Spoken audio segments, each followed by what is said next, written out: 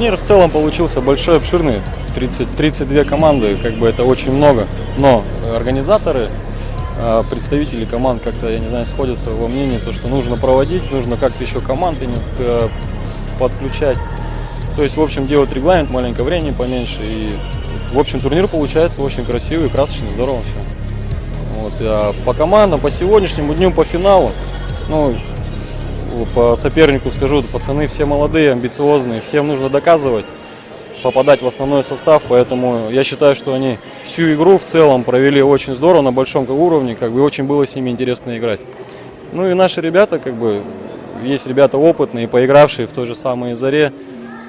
Ну, скажу так, то, что я считаю, опыт победил.